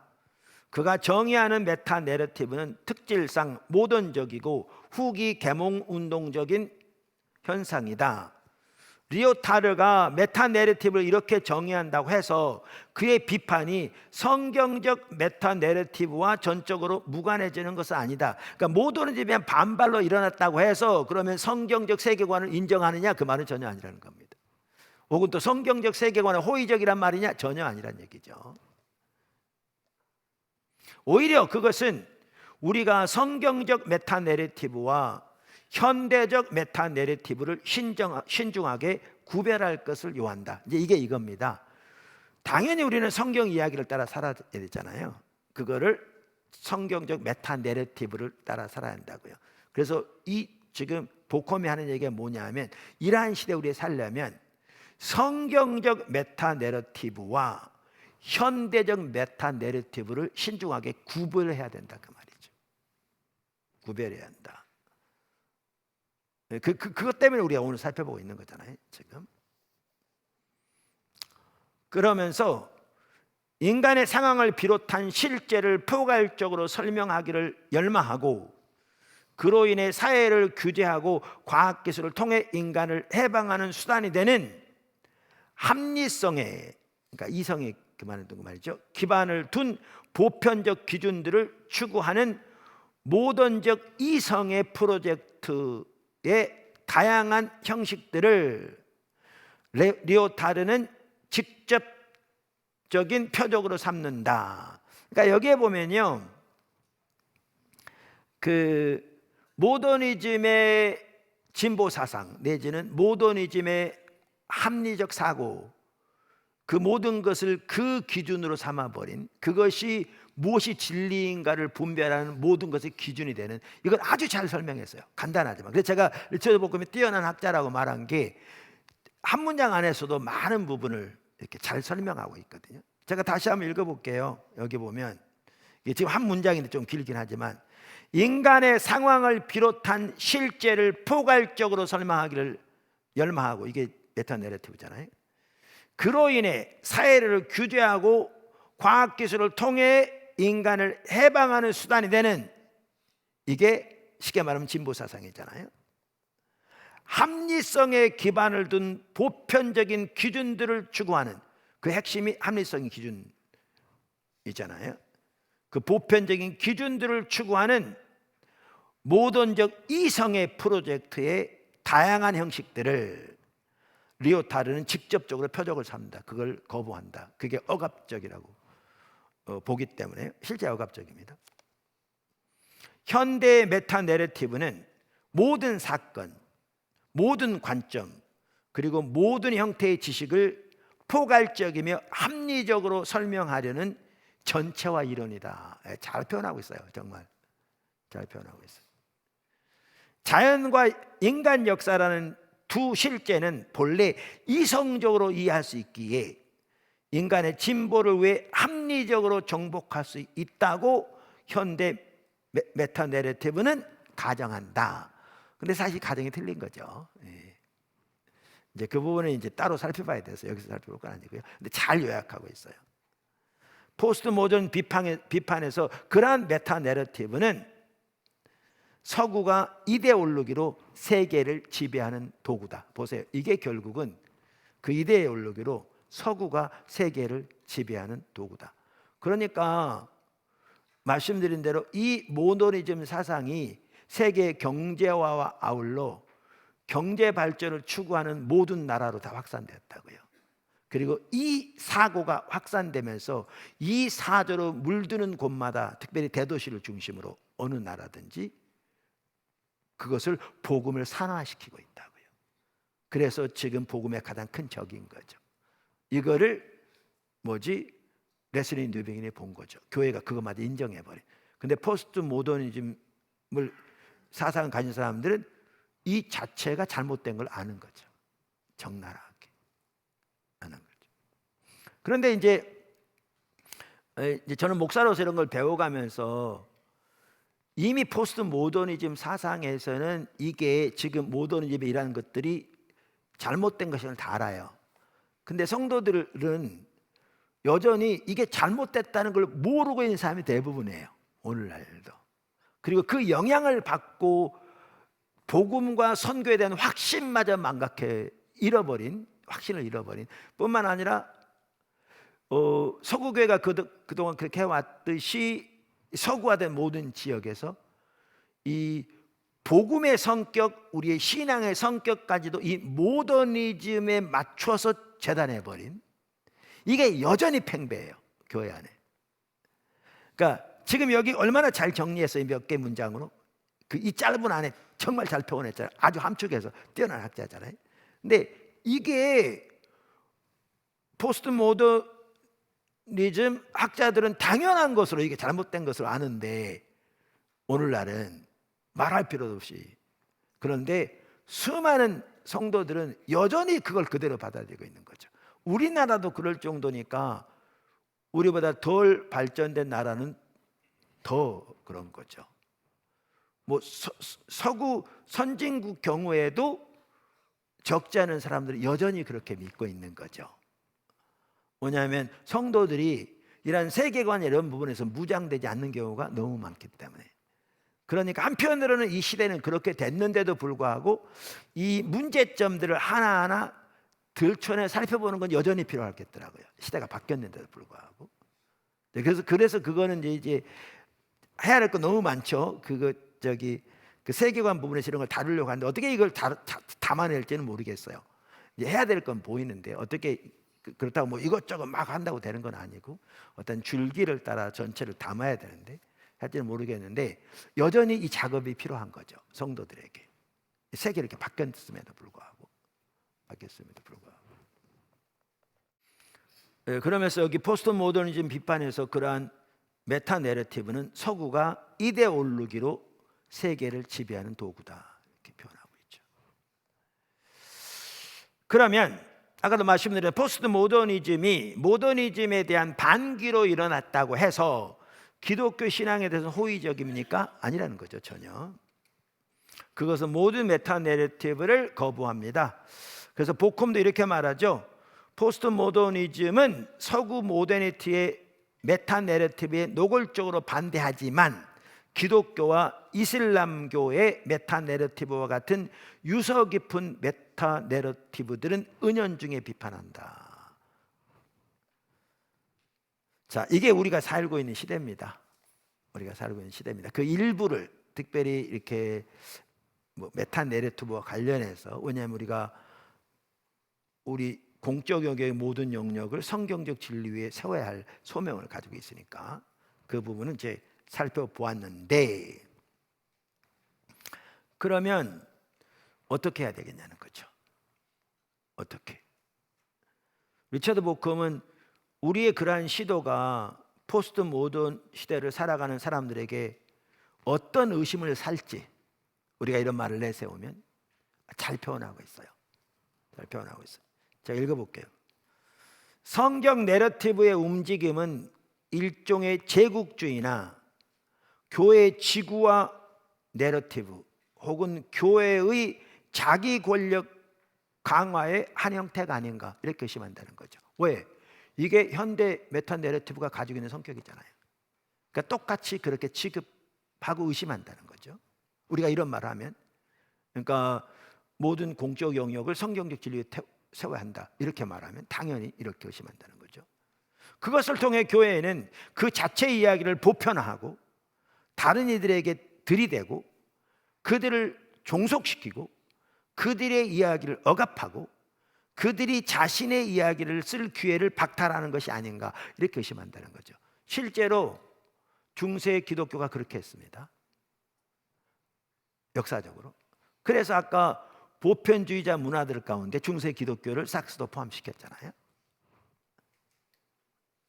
심지어 다른 이들의 희생으로 그 자체의 이야기를 보편화하려는 기독교 교회의 충동이야말로 인간의 자유와 다양성에 대한 폭력적 억압과 이념적 탄압을 가져오는 모든 전체주의 내러티브의 현대적 현상의 뿌리가 아닌지 무례하는 것은 아닐까. 그래서 교회가 동성연애에 대해서 반대하면 동성연애자들 뿐만 아니라 수많은 오늘날 현대인들은 이렇게 생각합니다. 교회의 그런 반대를. 지금 여기 써놓은 것처럼. 그래서 교회를 편협한 자기들의 진리를 내세워서 다른 사람을 억압하는 것으로 그렇게 받아들입니다. 서구에서. 아주 잘 정리해놨죠. 그러니까 제가 왜 이걸 여기에 인용해 놨느냐면요, 저는 이 방면에 아마추어고 이분은 뛰어난 학자라 그 짧은 문장이지만 오늘날 이 시대에서 우리가 문화의 구속을 말할 때 어떻게 받아들일까를 정말 잘 정리해 놨거든요. 그래서 제가 여기서 다 인용해 놨거든요. 거기에는 계몽주의의 진보 개념에서부터 유럽의 제국주의, 마르크스주의, 나치즘, 더 나아가 전 세계 자본주의와 전 세계 미국화까지 모두가 포함될 거라, 이게 정확하게 그렇게 해왔거든요. 근데 그러면 지금 우리가 문화의 구속을 말하면 이러한 부류 중에 하나로 의심하는 거죠. 아까. 자, 이런 상황에서 복음은 우리가 이번 주간 내내 살펴본 것처럼 공적 진리이고 예수님이 주 되심이 이 모든 창조 세계 가운데 실현되는 것이 하나님의 선교이며, 따라서 우리는 모든 문화를 구속하라는 소명을 받았는데 그럼 어떻게 그걸 감당해야 되겠냐 그 말이죠. 이 상황에서 이 의심을 피해서 어떻게 해야 되겠는가? 이제 우리가 이미 그래서 복습한다고 그랬는데 제가 말씀드린 건 이미 말씀드렸고요. 그거를 확인하는 차원에서 지금 살펴보고 있잖아요. 이에 대해서 리처드 보컴이 제시하는 답은 그의 표현대로 증언의 삶입니다. 같은 걸 그렇게 표현하고 있습니다. 우리가 앞에서 살펴본 선교적 방법입니다. 제가 그의 말을 읽어보겠습니다. 진리는 반드시 그 진리의 내용에 적절한 방법으로 주장돼야 한다. 아주 잘 말하고 있습니다. 진리는 반드시 그 내용의, 그 진리의 내용에 적절한 방법으로 주장돼야 한다. 그러니까 데이비스 헌터도 기독교가 어떻게 세계를 변화시키는가 이번 반복적으로 많이 나오는데, 우리가 성경적 가치관을 추구한다 그러면서 오늘날 정치적인 힘을 통해 상대방을 악마하고 억압적인 수단을 통해서 때로는 거짓과 진리가 섞인 그러한 것으로 상대방을 악마하는 폭압적인 수단을 통해서 일을 한다. 전혀 옳지 않다 그 말이죠. 그게 실제로 되지도 않을 뿐만 아니라 역사적으로 되지 않는 게 이미 증명됐고, 근데 이 간단한 얘기 같지만 그리고 이 시대는 통하지 않는 거죠. 그게. 그러니까 이제 지금은 이제 폭력. 그래서 사실 이번에 그 누구 죽었잖아요. 그 저기 미국의 유튜버. 이제 갈수록 이런 일들이 더 많이 일어날 수 있을 것도 같아요. 사회가 그렇게 돼가고 있잖아요. 그러니까 암살당한 거죠. 근데 이게 그러면 예를 들면 보수 유튜버만 그렇게 당할 수 있느냐? 그렇지 않다고 생각해요. 저는 사실 미국만 하더라도 그런 영화 있어서 시빌 워 혹시 보셨어요? 내전. 미국의 내전이 일어난 것을 이렇게 가상한 영화예요. 미국에서 내전이 일어나요. 그러니까 근데 얼마나 있을 법한 얘기라고 생각해요. 이렇게 그 이데올로기에 충돌하면서 그걸 정치화하면서 상대방을 악마하고 그리고 자기들의 주장을 내세우고 때로 수단과 방법을 가리자는, 지금 우리 한국 그대로 들어오고 있잖아요. 이게 결국은 얼마나 내전으로 갈 수 있다고. 저는 그 영화 봤는데, 물론 집에 TV로 봤지만, 근데 정말 그냥 넘어갈 수 있는 건 아니었어요. 제목이 내전인가 그랬어요. 영어로 시빌 워예요. 시빌 워. 자, 이런 시대에 그러면 이 리처드 보컴이 한 말이 지금 간단한 말이지만 매우 중요한 말인데 다시 한번 읽어볼게요. 진리는 반드시 그 진리의 내용에 적합한 방법으로 주장돼야 한다. 정말 이렇게 매우 귀한 말이잖아요. 예를 들어 과학적 지식은 그 나름의 주장하는 수단과 검증하는 방법이 있다. 성경 자체가 그 진리를 주장하기 위해 자주 제시하는 이미지는 증언의 이미지다. 그것은 매우 소중한 이미지이다. 모든 메타 내러티브를 억압적으로 보는 포스트 모더니즘의 의심을 풀기에 이 이미지는 더없이 소중하다. 아까 제가 선교적 교회라는 책 얘기했잖아요. 거기에 이분도 쓴, 여러 학자들이 쓴 데럴 구도, 아까 프린스턴의 선교학자, 그분 또 중심으로 많은 학자들이 그 책 썼다고. 그 이름이 데럴 구도예요. 그 생각이 안 나가지고. 근데 그 책에도 이 리처드 보컴 거기에 이렇게 썼는데, 많은 학자들이 바로 이 부분들을 인용을 많이 해요. 이러한 내용들을. 모든 메타내러티브를 억압적으로 보는 포스트 모더니즘의 의심을 풀기에 이 이미지는 더없이 소중하다. 증언은 강제성을 띠지 않는다. 그것은 힘이 아니라 증언하는 진리의 설득력을 가지고 있다. 증언에서 기대되는 바는 변호사처럼 능수능란한 언어 구사를 통해 설득하는 것이 아니라 증거를 제시함으로 단순하게 진리에 대해 진술하는 testify 것이다. 그러나 하나님과 세상에 관한 진리의 적절한 증언이 되기 위해서 그 증언은 반드시 삶 전체와 심지어 죽음을 포함하는 삶으로 나타나는 증인이 되어야 한다. 증언이 되어야 한다. 그러니까 이게 성경적 삶이잖아요. 그러니까 교회가 성경 이야기를 따라 살되 심지어 죽음을 포함하는 삶 전체에 대한 성경 이야기로 무장된 그 삶에서 나온 진리를 증언하는 것을 통해서 이 삶이 이루어진다는 거죠. 그리고 하나님이 그 증언을 뒷받침하는 걸 통해서, 그리고 정확하게 초대교회가 그렇게 했죠. 그게 우리가 말하는 지금 선교적 삶이잖아요. 그러니까 똑같은 내용을 다른 각도에서 지금 살펴보고 있는 거죠. 그렇게 함으로써 그것은 자기 속을 차리는 것이 아니라는 것을 보여줄 수 있다. 우리 시대의 증언은 권력을 잡고자 하는 다양한 의지의 표현에 대항해서 진리를 위한 강력한 경쟁자가 될 것이다. 이게 이제 현대의 메타 내러티브와 성경적 메타 내러티브의 차이인 거죠. 자, 그래서 결국 그 방법은 뭐냐? 큰 세 번째, 십자가 방식이라는 겁니다. 십자가 방식. 앞에서 인용한 리차드 보컴은 이 시대에 우리의 문화를 구속하는 선교적 삶을 살려면 현대 메타 내러티브들과는 구분이 필요하다는 사실을 강조했습니다. 그는 성경적 방법이 전혀 새로운 방법을 제시하며 오히려 그것은 반 메타 내러티브적인 방법을 제시한다고 하면서 이렇게 말합니다. 그러니까 성경적 방법은 현대적 메타 내러티브와는 반대되는 방법을 제시한다는 거죠. 제시한다. 정확히 그렇죠. 그러니까 반 메타 내러티브적 방법. 우리에게 매우 중요한 말이라 제가 읽어보겠습니다. 결국 십자가 방식인데요. 성경적 메타 내러티브는 성경에서 말하는 하나님의 통치의 본질에 부합하는 방식으로 오늘날 세상을 지배하는 지구적 권력의 내러티브에 정할 수 있을까?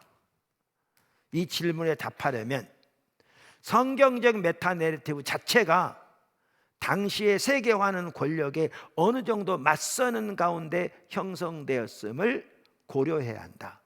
그러니까 성경적 메타 내러티브가 초대교회 당시에 세계를 지배하는 메타 내러티브 로마의 이야기가 맞서는 상황에서 이게 만들어진 거잖아요. 신약 성경의 물론 그 구약에서부터 계속 내려오지만 성경적 메타 내러티브가 당시 세계에서 지배적인 메타 내러티브로 묘사되는 일은 성경에서 찾아보기 힘들다. 그러니까 오늘날 현대적 메타 내러티브와 전혀 같은 성격이 아니다라는 거죠.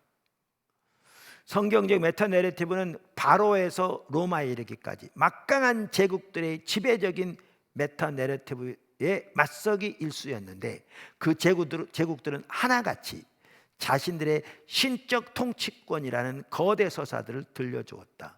대제국들은 자신들의 불멸을 선포하고, 이제 성경 구절 여기 있습니다. 보편적 지배라는 자신들의 신적인 업적을 찬양하는 것이 특징이었다. 그들의 메타 내러티브는 억압을 정당화하고 의견 차이를 용납하지 않는 폐쇄적 내러티브임이 분명했다. 성경적 메타 내러티브가 특히 땅을 다스리려는 미래의 모든 신적 통치자들을 능가하는 하나님의 초월적 권능을 주장하고 온갖 악을 물리치는 하나님의 통치에 의해 그들을 파괴하고 멸망시킬 것을 예언하는 다니엘서와 요한계시록의 환상에서 제국주의와 호전성을 물씬 풍기는 것은 이 같은 지배적 내러티브를 거스린다. 다니엘서와 요한계시록의 비전들은 세상을 보는 새로운 길을 펼치면서 제국의 내러티브에 이의를 제기하는 반 내러티브를 만들어낸다. 이 비전들은 억압에 저항하는 비폭력에 힘을 실어주고 하나님의 백성들로 하여금 제국들의 궁극성과 신성에 반박할 수 있게 한다. 그러니까 제국들이 영원히 있지 않을 거라 그 말이죠. 그들을 하나님이 심판하실 거라. 신성 아니라 인간의 이데올로기에 불과하다. 하나님이 그 모든 걸 심판할 거다. 그러니까 이렇게 해서 반내러티브적인 성격, 그러나 전혀 다른 방법에. 그러나 이 비전들은 하나님의 나라가 단순히 제국주의 권력의 더 막강하고 더 성공적인 비전이라고 말하지 않는다. 이 비전들은 전적으로 다른 부류의 통치를 증언한다. 예수님께서 그랬잖아요. 네가 유대인 왕이냐 그랬더니 예수님이 내 나라는 하나님의 나라, 이 세상에 속해 있지 않다. 그러니까 그럼 세상은 소위 말하면 그 사탄이 다스리고, 아니면 세상은 뭐 로마가 다스리고, 우리 영적인 그것에 치중한다 그 말이 아니라, 이 세상을 통치하는 하나님의 방법은 로마가 세상을 통치하는 방법과 다르다 그 얘기입니다. 네가 유대인 왕이냐 그럴 때 다른 종류의 메타내러티브다. 다른 종류의 통치 방법이다. 정확하게 예수님도 말씀하시죠. 그리고 그 새로운 방식이 뭐냐? 당연히 십자가 방식입니다. 십자가 방식입니다. 그것이 앞장에 살펴본 선교적 방법인 거죠. 이것이 바로 현대의 다른 모든 메타 내러티브들과 기독교를 구분하는 핵심적인 차이입니다. 오늘날 이 시대에 우리는 그 방법이 절실하게 필요합니다. 우리가 그것을 잃으면 중세 기독교나 실질적으로는 모더니즘의 진보 사상을 따른 식민지 선교의 부끄러운 과거를 되풀이하게 됩니다. 사실 그동안의 선교만 하더라도 식민지 선교였음을 반성하고 있거든요, 오늘날 서구가. 그래서 미국의 제국주의 내지는 서구의 제국주의를 확대하는 수단이 결국 선교도 그 중에 하나였던 과거에 그러한 것들을 오늘날 잘못된 것으로 보는데, 그렇게 되기 쉽다. 우리가 십자가 방법을 따르지 않으면, 그 말입니다. 다시 리처드 모컴입니다. 이 하나님을 증언하는 것은 신이 아닌 우상들에 대한 거짓 증언과 싸우면서 늘 우상 숭배를 거스르는 일이기도 하다.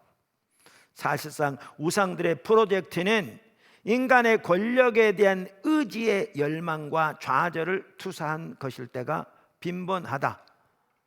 오늘날 우리는 인류 전체와 지구 전체를 지배하려는 음모를 꾸미는 소비자 중심주의의 이데올로기 뒤에 도사린 탐욕스럽고 결코 만족을 모르는 우상들을 다른 그 무엇보다 확실히 인식해야 한다. 그래서 제가 다루고자 하는 것 중에 하나 또 소비주의거든요. 그러니까 지금 리처드 보컨만 하도 지금 뭐라고 그러냐면, 오늘날 우리가 반드시 대항해야 할 핵심적인 이데올로기, 우상 중에 하나로 소비주의를 말하잖아요. 이게 정말 심각한, 성도들도 여기에 너무나 깊게 물들어 있는, 이제 그렇게 되면 선교적 삶 전혀 살지 못하죠.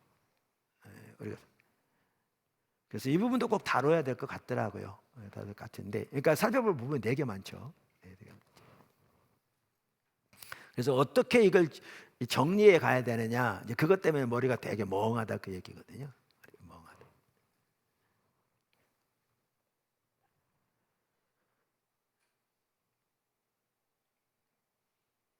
다시 한번 읽어보면, 오늘날 우리는 인류 전체와 지구 전체를 지배하려는 음모를 꾸미는 소비자 중심주의 이데올로기 뒤에 도사린 탐욕스럽고 결코 만족을 모르는 우상들을 다른 그 무엇보다 더 확실히 인식해야 한다.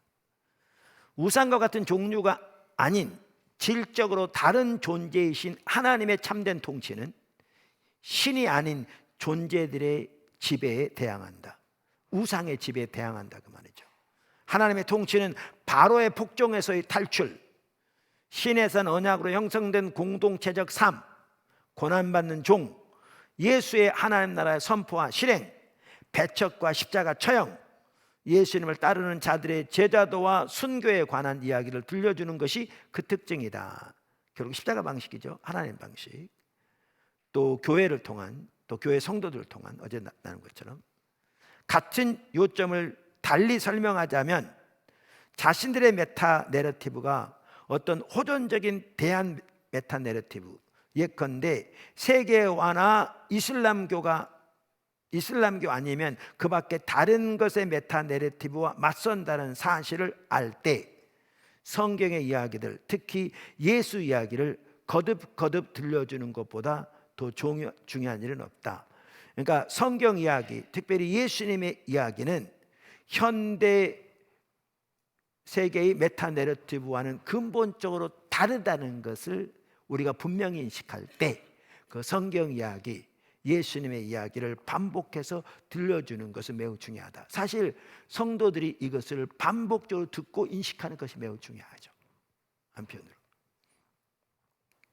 이것은 우리가 하는 증언의 핵심 부분이자 증언의 대상이 무엇인지를 늘 기억하는 방식이기도 하다. 이 하나님의 통치가 질적으로 다르다는 사실을 이처럼 증언하지 않으면 기독교 메타 내러티브는 우리가 기독교 역사의 수치스러운 부분에서 흔히 볼 수 있듯이, 예를 들면 중세 기독교, 십자가 전쟁 등등에서 볼 수 있듯이 여타의 많은 메타 내러티브처럼 권력에 대한 인간의 의지를 아주 손쉽게 드러내게 된다.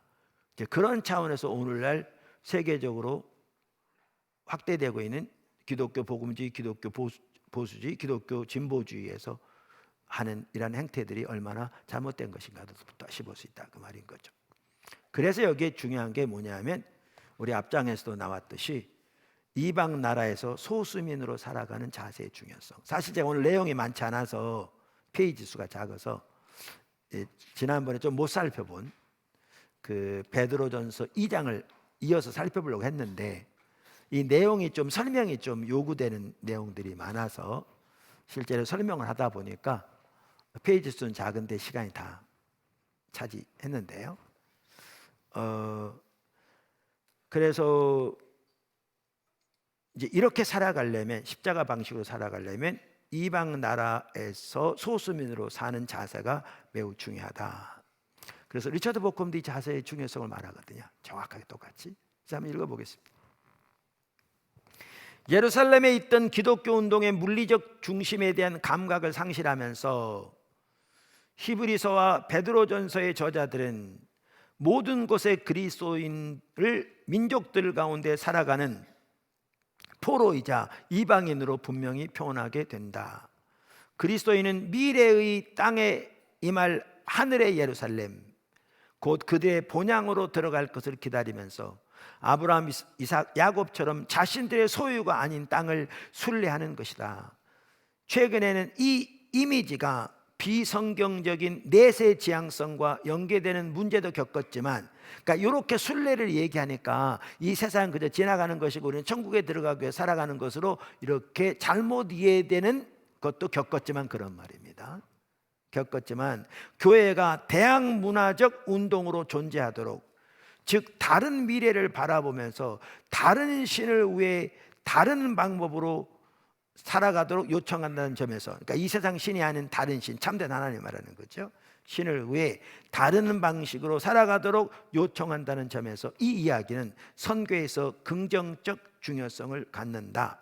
포스트 모던 서구에서 교회가 탈기독교 사회와의 선교적 관계를 재개념할 때, 지금 탈기독교 시대를 맞이해서 선교에 대한 개념을 새롭게 해야 할 이 시점에, 그 말입니다, 해점에 이 이미지는 다시 한번 진가를 발휘할 수 있다. 서구 교회는 사회적이고 문화적인 주변 부야말로 선포와 긍휼함으로 타자를 향해 나아가는 출발점이자 하나님 안에서의 중심이라는 생각에 익숙해야지 할지 모른다.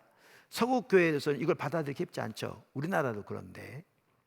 왜냐하면 미국만 하더라도 기독교 세계라고 단정적으로 말할 수 없으면 버금가는 그러한 생활을 오늘 해왔거든요. 그들이, 기독교인들이 이방 나라에 사는 소수민으로 사는 그러한 이해로 인정한다? 쉽지 않죠. 그러니까 다양한 정치적인 방법을 통해서 그걸 뒤집으려고 하는 거죠. 근데 그게 해결책이 아니다, 그 얘기입니다. 리처드 보컴도 지금 그 얘기하는 거죠. 영국도 마찬가지고요. 영국도 마찬가지. 서구 교회는 사회적이고 문화적인 주변부야말로 선포와 긍휼함으로 타자를 향해 나아가는 출발점이자 하나님 안에서의 중심이라는 생각에 익숙해야 할지 모른다. 이것은 아마도 늘 주변부에 자리하셨던 그리스도에 대한 교회의 증언을 향상시킬 것이다. 말씀드린 대로 오늘 내용은 사실 이미 살펴본 내용을 복습하는 것에 불과했습니다. 근데 복습하는데 뛰어난 학자가 보는 관점을 통해 이 시대가 어떤 시대고 이 시대에서 우리가 문화를 구속하는 일을 포함한 선교적 삶을 살려면 사회는 어떻게 그것을 이해할 것이고 우리가 어떤 자세와 관점에서 이 일을 감당할 것인가, 이걸 다시 한번 확인해 보는, 그래서 그거를 더 확신하는 매우 중요한 시간이었다고 생각하고요. 그래서 제가 이것을 여기에 사실 집어넣습니다. 이걸 보면 여러분들이 어떻게 우리가 지금 살펴보고 있는 그 선교적 삶의 방식이 정말 이 시대에 얼마나 절실하게 필요하고 그게 결국 해답인가, 그리고 그게 초대교회 때는 그렇게 승리했는가, 하나님 뜻이 이루어졌는가 라는 것을 볼 수 있는 계기가 되었다고 믿습니다. 기도하겠습니다.